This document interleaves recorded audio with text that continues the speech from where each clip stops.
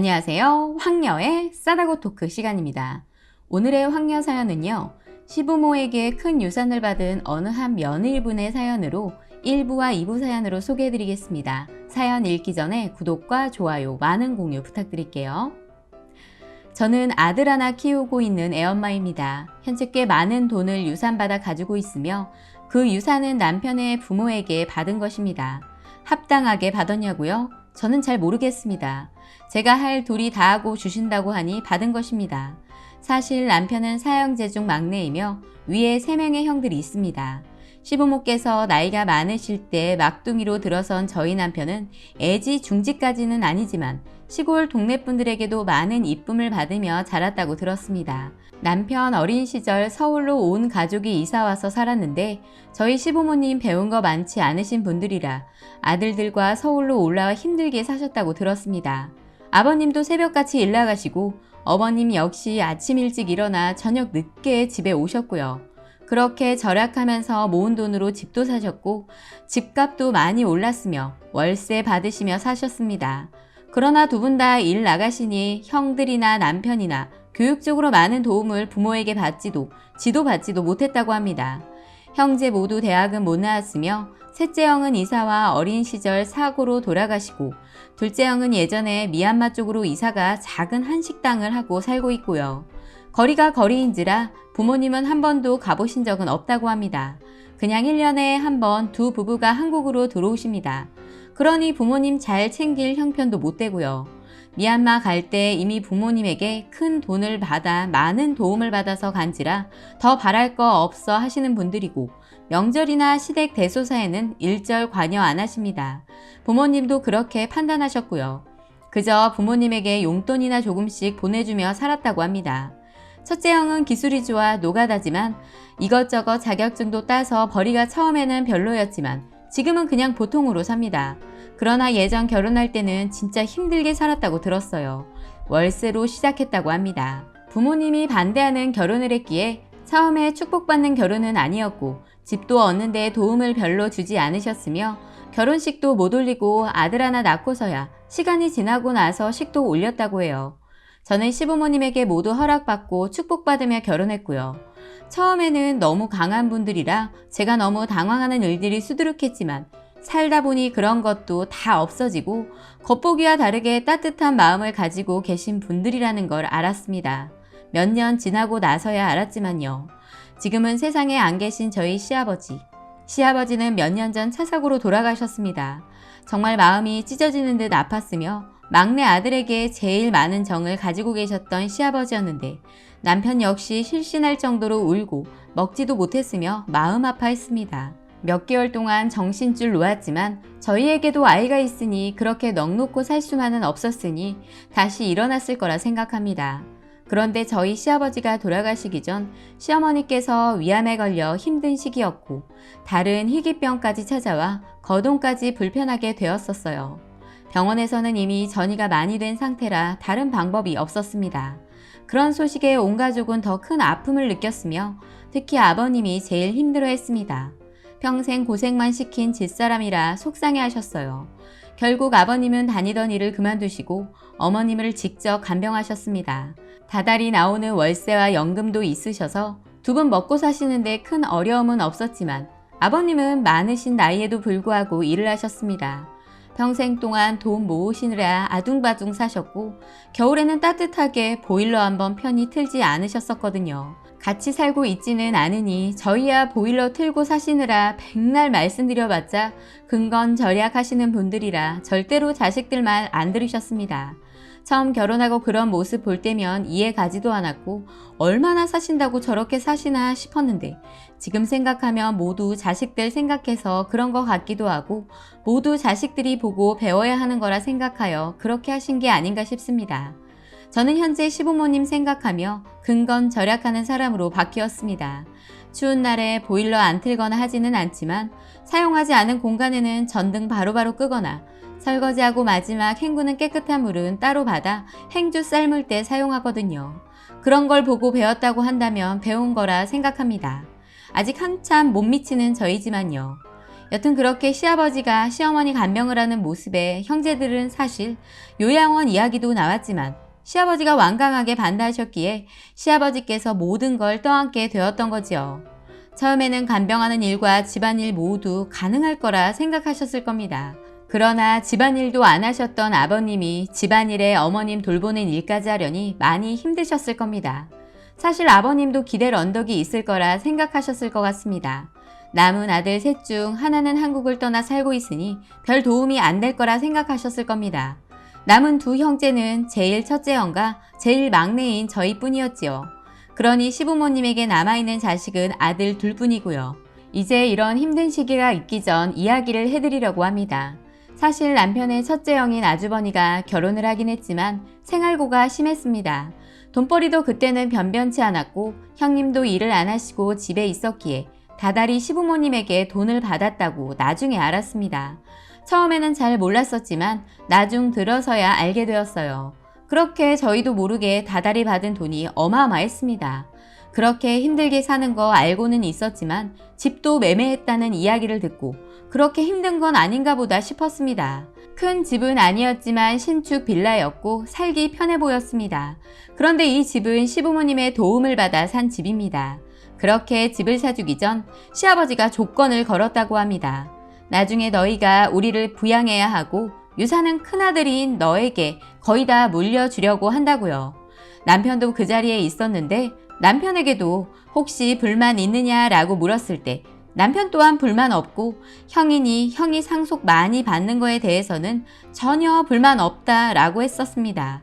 이 이야기는 남편에게 들었고 아버님에게도 들었습니다. 그러면서 윗사람인 큰형님에게 항상 잘해야 하고 사이좋게 지내야 하며 제사든 뭐든 작은 며느리인 너가 많이 도와가며 해야 한다고 하셨습니다. 저는 뭐 당연한 부분이라고 생각했습니다. 형님과 저는 나이 차이가 좀 나기는 하지만 사이가 나쁘거나 좋은 것도 아니었습니다. 어차피 자주 보는 사이도 아니고 명절이나 제사 때, 시부모님 생신 때, 그리고 가끔 식사할 때 보았기에 그렇게 친한 사이는 솔직히 아니었지요. 그렇다고 서로 맞지 않거나 사이가 나쁘지는 않았습니다. 그런데 제가 결혼하고 쭉 봐왔는데 형님이 반대하던 결혼을 해서였을까요? 처음에 시부모님과 사이가 그렇게 달달해 보이지는 않았는데 저 결혼하고 나서는 조금씩 좋아지는 것 같아 보였고 저보다는 먼저들 알고 있었던 사이들이라 원래부터 사이들이 좋았다고 생각했습니다. 그런데 결혼하고 나서야 결혼 반대했었던 과거가 있었더라고요. 그런데 예전 아버님이 가끔 하시는 말이 우리가 나중에 힘없어지면 누가 우리 모셔줄 거냐? 라고 장난식으로 말씀하시곤 하셨는데 그럴 때마다 형님과 아주버니께서는 당연히 저희가 모셔야지. 내가 우리 집 제일 큰아들인데 그런 걸 뭐하러 물어보셔요? 라고 받아치며 아버님은 큰애야 너가 우리 모시고 살 거냐? 라고 형님에게 물으면 그럼요 제가 큰며느리인데 당연하죠 아버님 이렇게 말하고는 했습니다. 저는 뭐 거짓말 하고 싶지도 않고 내가 큰아들이랑 결혼한 것도 아니며 그 집에 제일 막내 아들이랑 결혼했는데 내가 모시거나 제사를 지내야 할 일은 없겠구나 싶었습니다. 그러나 남편과 예전 결혼할 당시부터 한 이야기가 있었는데요. 그건 바로 부모님 부양입니다. 남편이 자기야 내가 우리 집에서 막내지만 혹시 어쩔 수 없이 우리 부모님 모셔야 할 일이 생긴다면 어떡할 거야? 모실 수 있어? 나는 장인 장모님 모실 수 있어. 정말이야. 자기는 모실 수 있어? 라고 물으면 저는 주저하지 않고 말했습니다. 뭐 상황이 우리가 모셔야 하는 상황이면 어쩔 수 없이 우리가 모셔야지. 뭘 그런 걸 물어봐. 그리고 우리 부모님은 우리 오빠가 있는데 뭔 걱정이래? 그래도 머리 썼네. 장인 장모 모신다고 윗밥도 깔고. 이런 말을 하곤 했습니다. 사실 이런 말을 하긴 했지만 제가 모실 거라는 생각은 안 해봤습니다. 또 한편으로는 내가 모셔야 한다면 모셔야겠지만 당연히 힘들겠지? 생각만 해도 앞이 깜깜하겠구나 라고 생각했고요. 다시 시아버지가 어머님 간병할 당시로 돌아가 보면 저는 반찬이랑 이것저것 가져다 드렸는데 이것도 자주는 못했습니다. 저도 일을 다니고 있었기에 최선을 다해 노력은 했지만 아버님 혼자 힘드셨던 거에 비하면 아무것도 아니었지요. 그러던 사이 가족이 다 모인 자리에 아버님이 울며 말하시더라고요. 내가 1년 가까이 어머니 간병하다 보니 너무 힘들다. 이제는 큰애 집이랑 같이 합쳐서 살아야겠구나. 같이 합가를 한다고 해도 내가 내 집사람은 챙길 거다. 큰 부담 주는 거 아니니 이제는 합치자. 저 사람 언제 가도 갈 사람이고 내가 끝까지 책임을 지겠지만 나 혼자는 힘들구나 라고 하셨고 저는 아무 말 안 하고 있었습니다. 그런데 가만히 아버님 말을 듣고 있던 형님의 표정이 달라지더군요. 그냥 요양원으로 모시면 다 편할 것 같다면서 조금 더 생각해 보자고요. 분위기는 순간 싸해졌고 아주버님도 형님 말에 아무런 반박 없이 앉아있더군요. 순간 남편은 형수님, 아버지가 요양원은 전에도 말했지만 아니라고 하셨어요. 그러니 요양원 얘기는 안 하셔도 될 것 같네요. 라고 했고 가만히 있던 아주버님이 저희 남편에게 야, 상황이 이런데 그럼 계속 어떻게 하겠다는 건데? 그럼 아버지 힘든데 어떻게 하자는 건데? 너가 모실 수 있어? 큰아들은 나니까 너는 일단 가만히 있어. 라고 했고 아버님은 어머니 있는 방으로 아무 말 없이 들어가시더라고요. 그렇게 저희 넷은 거실에 앉아 조금 더 이야기를 했습니다. 그러면서 형님이 저에게 하는 말이 동서도 좀 생각해 봐줬으면 좋겠다고 하더라고요. 저는 순간 내가 뭘 생각해야 되는 거지? 잘 못 알아듣겠더라고요. 그래서 물었습니다. 제가 어떤 걸 생각하면 되는데요? 부모님 모시는 거 말이야. 아들이 둘이나 있는데 생각은 같이 해봐야지. 요즘 큰아들만 부모 모시라는 법은 없잖아? 라고 하더군요. 진짜 웃겼습니다. 전에 아버님한테 따로 들은 것도 있고 남편도 뻔히 알고 있는 사실인데 내가 혹시 모르고 있는 줄 아나 싶었습니다. 형님 댁 집 사주기 전에 아버님의 조건과 큰 아들로서 해야 하는 걸 알고 있는데 왜 갑자기 나한테 저런 말을 하나 싶었습니다. 저는 말했습니다. 형님, 제가 큰 며느리도 아니고 작은 며느리인데 왜 생각해봐야 해요? 라고 했더니 큰 며느리건 작은 며느리건 지금 상황이 틀리지 않아? 어머님 아프셔서 병수발 들어야 하는 상황인데 이런 상황에서 그럼 쏙 빠지겠다는 소리야? 쏙 빠진다는 말이 아니잖아요. 지금 합가 이야기 나온 거고 원래 형님네가 부모님 모시기로 한 거 아니세요? 라고 하자 형님은 기가 찼는지 저에게 됐으니까 오늘은 그만하자. 그리고 간병하는 거랑 부모님 건강할 때 모시는 거랑은 상황이 다른 거니까 동서도 나몰라라 하지 말고 생각해봐. 나 사실 비위가 약해서 누구 병수발 같은 거 못 들어. 그러니까 나한테 다 떠맡기려고 하지 말아줬으면 해. 라고 하시더군요. 진짜 황당하더라고요. 제가 떠맡기는 게 아니라 아버님이 분명 형님네에게 이야기하신 건데 저렇게 대놓고 말하니 기분이 나빴습니다. 받을 거 다 받고 저런 말하니 굉장히 이기적으로 보였고요. 사실 형님이 부모님이랑 같이 산다고 해도 제가 나 몰라라 하려고 한 것도 아니었거든요. 그때도 저는 시댁에 남편과 자주 찾아갔었고 저 혼자도 회사 끝나고 자주 들렀습니다. 또 말하자면 그 전에 결혼해서 저는 제사에 단 한 번도 빠진 적이 없었던 사람입니다. 형님이요? 형님인 이 핑계 저 핑계 대면서 제사에 안 온 적 많습니다. 저는 다 그러려니 하고 넘겼고요. 가끔은 무책임하게 느낀 적도 있었지만 사람마다 사정이 있으니 그러겠지 하고 넘어갔습니다. 그런데 이번에는 도가 지나친 게 아닌가 싶었습니다. 그렇게 저희는 헤어지고 집으로 왔고 시간이 흘렀습니다. 얼마 뒤 남편이 이야기를 꺼내더라고요. 형님네는 시부모님 절대 못 모신다고 했다고요. 특히 어머님 병술발은 감당 못할 것 같다고 했답니다. 형님 본인은 비위가 약해서 그런 거는 죽었다 깨나도 못한다면서요. 그 일로 아주머니가 남편도 큰 소리가 오갔었나 봐요. 그 이야기를 듣는데 기가 찼습니다. 쇠약하신 아버님을 저렇게 혼자 내버려 둘 수 없는 상황이었고요. 결정을 내려야만 하는 상황이었고 이런 일로 형님네 집과 너가 모셔라 네가 모셔라 하며 싸우는 것도 시부모님께 할 도리가 아닌 것 같았습니다. 남편은 저에게 선뜻 우리가 모시자는 말은 못하더라고요. 결국 저만 결정하면 되는 일이 되어버렸습니다. 하여 저희는 살던 전셋집을 청산하고 시부모님은 살던 집을 파시고 저희와 합가를 하게 되었습니다. 일은 일사천리로 진행되었고 그렇게 시부모님을 모시고 집을 장만했습니다. 제 명의로요. 아버님이 제 명의로 해주셨어요. 아버님 집 팔고 남은 돈이 있었는데 그건 아버님이 따로 가지고 계셨으며 저희는 신경 쓰지 않았습니다. 같이 살다 보니 힘든 부분이 없지는 않았지만 대부분 아버님이 어머님에 대해서는 모두 알아서 하셨지만 저도 회사 끝나고 와서 같이 거들고 노력했습니다. 아버님은 저에게 굉장히 고마워하셨고 남편 또한 저에게 더 잘하려 노력했습니다. 그렇게 하고 나니 저는 불편함과 힘든 부분도 있었지만 마음은 편했습니다. 더 이상의 분란도 없었고 특히 형님네 집과는 얽히고 싶지 않았습니다. 그렇게 저희는 잘 살고 있었고 형님네는 한 번도 찾아오지 않더군요. 뭐 연락을 끊으려고 그러나 싶을 정도로 연락도 없었습니다. 그런데 명절이 돌아오니 집으로 오더군요.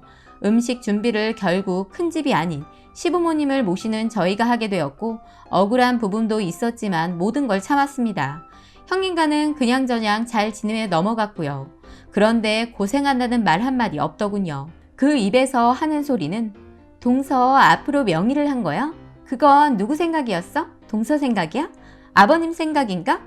이런 말을 했는데 저는 대꾸하고 싶지 않았지만 그냥 단답형으로 대답했죠. 아, 전 몰라요. 아버님이 그렇게 해주셨어요. 라고만 말했습니다. 시부모 모시기는 싫고 그런 건 부러웠는지 인상만 팍팍 쓰더라고요. 그렇게 시간이 점점 흐르고 모두가 익숙하지 않지만 그래도 서로 조금씩 익숙해질 때쯤 어머님은 더욱 병세가 악화되어 갔으며 병원에서도 마음의 준비를 하는 것이 좋을 것 같다고 하더군요. 온 가족 모두 마음 아파했는데 얼마 지나지 않아 아버님이 그만 운전 중 사고로 돌아가시게 되었습니다. 이 이야기를 말할 때마다 마음이 아프네요. 장례를 힘들게 치르고 어머님은 저희가 모시게 되면서 저는 오랫동안 다니던 직장을 그만두었습니다. 아이가 태어나 힘든 상황에서도 놓을 수 없었던 직장이었는데 어쩔 수 없이 그만두게 되었습니다. 저는 시어머니 병수발을 들어가며 집안일을 하며 살았고 정말 힘들었습니다. 눈물을 한두 번 흘린 게 아니었고요. 이 힘든 일을 아버님 홀로 해오셨을 거 생각하니 마음이 아팠고 그렇게 제가 그 일을 떠맡고 힘들 때는 남편도 원망스럽기도 했고 특히 형님네가 미웠습니다. 솔직히 말하면 내가 큰며느리도 아닌데 왜 큰며느리가 해야 할 일을 하고 있는 건가 싶기도 했고요. 사실 누가 모시느냐는 요즘 세상에 없다고들 하는데 틀린 말은 아니겠죠. 저는 힘든 시간을 보냈고 최선을 다해 어머니를 돌보았습니다. 얼마 남지 않았다는 말을 들었지만 그렇게 어머니는 1년 넘게 고생하시다가 돌아가시게 되었습니다. 다들 얼마 지나지 않아 어머니까지 돌아가시다 보니 정신도 없고 집안이 말이 아니었습니다. 또 제가 말 안 한 게 있는데 아버님이 돌아가시기 전 집 팔고 남은 돈을 저희에게 주셨습니다. 그리고 하시는 말이 큰형한테도 안 줄 수는 없다. 큰형한테도 줘야 하니 이해해 달라면서요. 저희는 이해할 필요도 없었습니다. 그건 모두 아버님 뜻대로 하는 게 맞는 거라 생각했으니까요. 그래도 집은 너희 것이니 그리 알라고 하셨고요. 형님은 그때 아주 죽을 맛이었다가 돈 받으니 입이 귀에 걸렸었고요. 정말 양심이 있는 사람인가 싶었네요. 여튼 그렇게 두 분 모두 장례를 치르고 나니 그 큰 집에 저희 세 식구만 덩그러니 남았고 집이 셋이 살기에는 크다고 느껴졌습니다. 그렇게 좀 살다가 도저히 안 될 것 같아 남편과 저는 이 집을 팔고 조금 더 작은 집으로 가는 게 어떻겠냐라고 결정을 내렸고 저희는 집을 처분하고 30평짜리 아파트로 이사했습니다. 시부모님 모시기 전까지만 해도 전셋집에 살았고 이 집 저 집 이사 다니며 살았던 저희가 시부모님 덕분에 좋은 집에서 풍요롭게 살게 된 것이지요. 너무 감사하고 죄송하게 느껴졌습니다. 드시고 싶은 것도 마음대로 안 드시고 추운데 보일러 마음대로 안 틀며 한 푼 두 푼 모아 사셨던 분들은 호강도 못하고 돌아가셨는데 우리만 너무 행복한 것 같아 죄스러운 마음도 들었고요. 그렇게 이사한 게 작년입니다. 그런데 형님 집에서 연락이 와서 만났습니다. 할 말이 있다면서요. 그래서 만났는데 정말 기가 막힌 소리를 하더라고요. 모든 재산을 저희가 다 받았으니 제사와 명절을 저희 보고 지내라는 말 같지도 않은 소리를 하더라고요. 원래 재산 받으면 다 제사 지내고 명절 지내는 게 맞는 건가요? 기가 차더라고요. 그러면서 정 그게 안 되겠다 싶으면 돌아가면서 지내자는 말까지 하더라고요. 이건 뭐 난장판도 아니고 이런 난장판이 없더라고요. 여러분들이 생각하시기에는 어떠신가요? 저희가 전 재산을 다 물려받은 것도 아니고 본인들 집도 사주고 시부모님 집 한 돈에다 또 돈 받았으면서 저렇게 하는 게 맞는 건가요? 그리고 사실 남편과 상의했었는데 저희 집 처분하고 남은 돈을 형제끼리 나누는 게 어떻겠냐고 해서 저도 그게 맞는 것 같다라고 이야기했었거든요.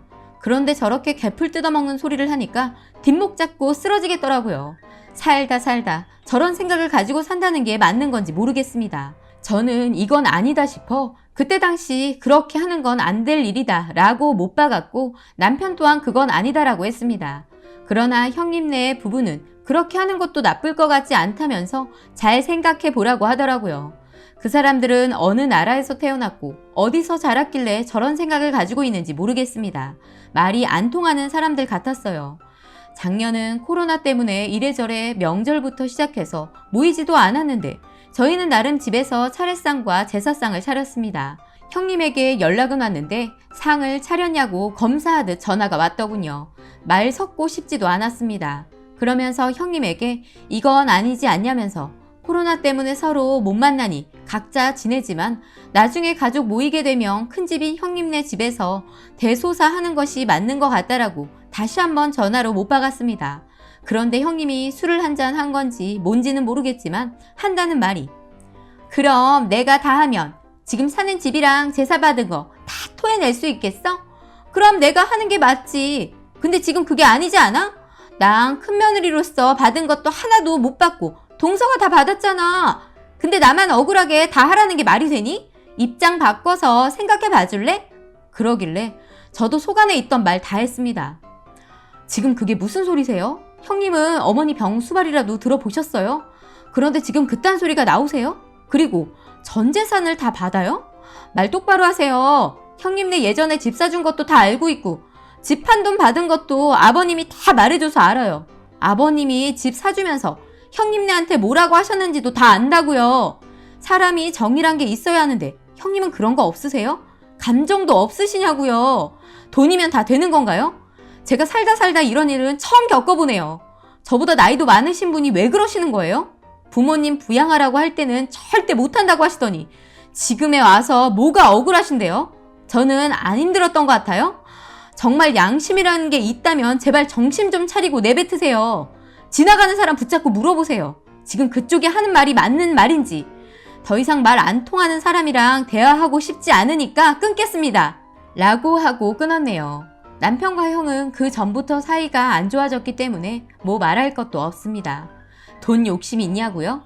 사람이라면 누구나 돈 욕심 있는 거 맞습니다. 저나 남편도 마찬가지고요. 그렇다고 할 도리를 저버리는 그런 막대 먹은 인간은 아니거든요. 저렇게 말 안 해도 드릴 건 드리려고 했는데 그런 생각할 가치도 없었나 봅니다. 지금 현재 연락 안 하고 있는데 얼굴 보고 싶지도 않고 목소리도 듣기 싫습니다. 그냥 이렇게 사는 게 좋습니다. 그러나 한 가지 마음에 걸리는 일이 있습니다. 아버님께서 생전에 살아계실 때 했던 말 때문이에요. 형님한테 잘하고 사이좋게 지내라고 했는데 현재 그러고 있지 않기 때문입니다. 저도 잘 지내보려고 했는데 저렇게 말 같지도 않은 말과 생각을 가지고 있으니 아버님 말을 따르지 않는 것 같아 정말 죄송할 뿐입니다.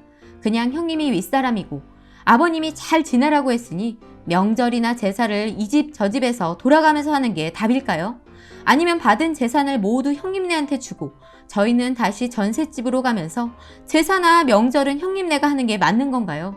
사실 제사 지내는 거 아무것도 아닙니다. 저 할 수 있습니다. 그런데 그건 아니잖아요. 아무리 생각해도 제가 하는 게 맞는 건가 싶습니다. 돈 다 주고 제사와 명절 다 형님네가 한다고 해도 믿음이 가질 않습니다. 저렇게 말을 손바닥 뒤집듯 하는 사람들인데 과연 약속을 지킬지도 모르겠고요. 잘 살아보려고 했는데 그저 시부모님에게 죄송할 뿐입니다. 라고 사연 올려주셨습니다. 오늘의 2부 사연 여기까지였고요. 많은 공유와 여러분들의 생각이나 느낀 점이 있다면 댓글로 표현해 보시기 바랍니다. 골치 아프네.